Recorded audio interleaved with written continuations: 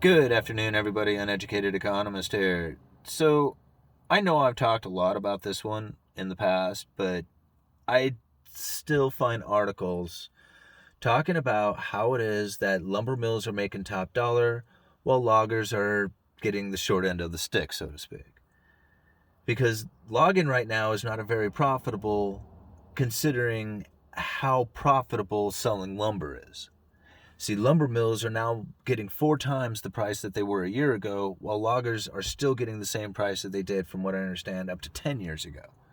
Like, there is no money in logging, or no increase in the money in logging, while the increase in lumber is growing exponentially, it seems like. In fact, today I think I saw lumber close at, what was it, 1,012?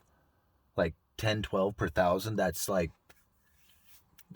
closing above 1,000 per thousand 2 days in a row now is like, I thought for sure we were going to have a bit of a pullback, and we still could. I mean, I don't know, but closing at 1,000 per thousand on the lumber prices is just insane. We are definitely going to see like $10 studs and $70 sheet CDX if this continues.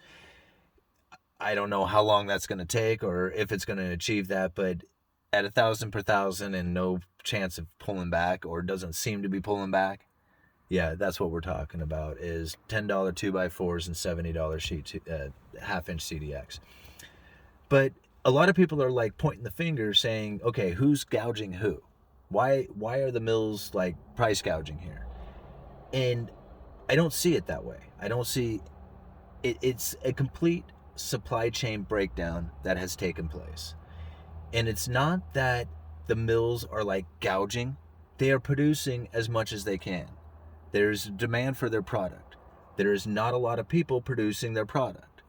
They happen to be in the perfect time to make as much money as they can while this issue is at hand.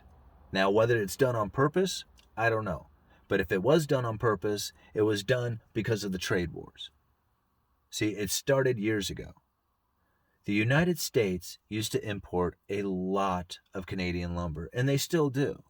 But they put a 25% tariff on all their imported lumber, which is huge. It devastated the Canadian mills up there.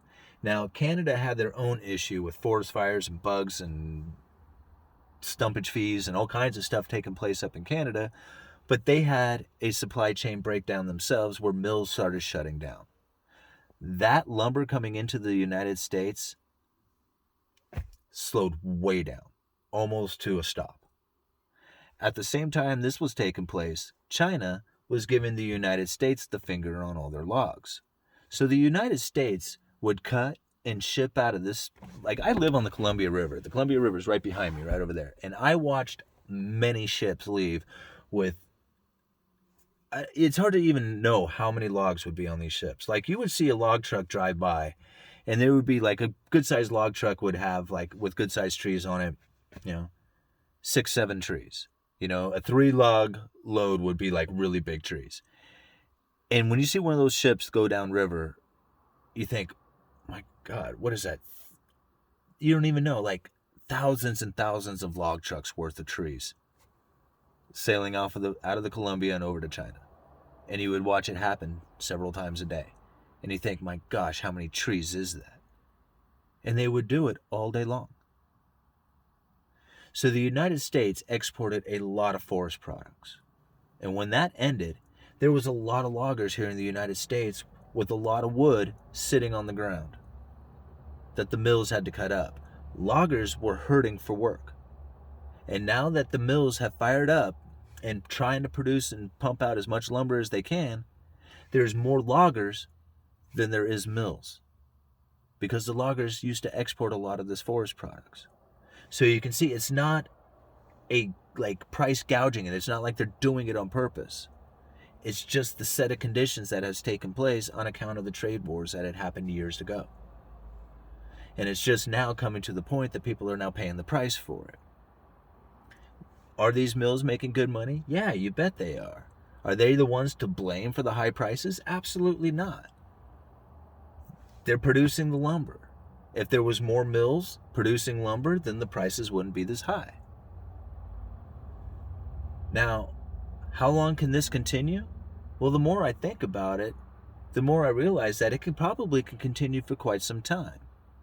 See, the mills up in Canada, they are firing up. I mean, they do, import lumber into the United States, but it's not happening at the rate that it did just a few years ago.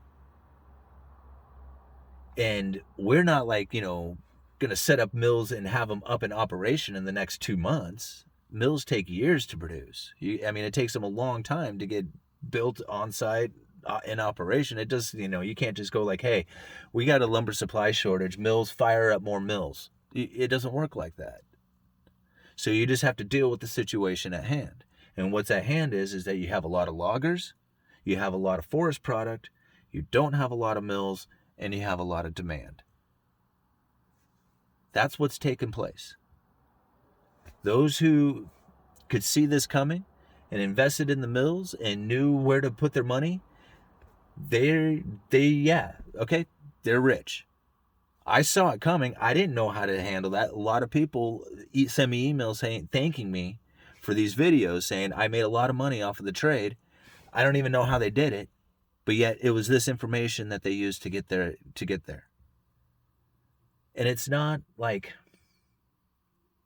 I'm looking for answers. These are the answers. This is stuff that I come across.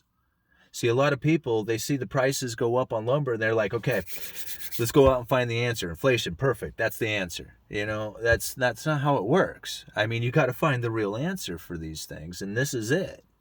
You go back and you find somebody like me who has been tracking these prices every couple of weeks, days for the last 3 years. And you ask them, how come the prices are here? And he can tell you. There is a long list of stuff that led us to this event that's taken place with the lumber prices.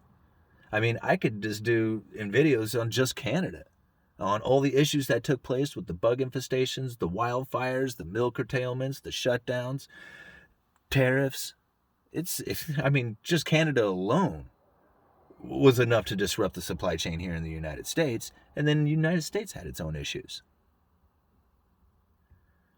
So it's not price gouging by some fat cats who are just like, pulling one over on the United States or on the American people. It doesn't go down like that.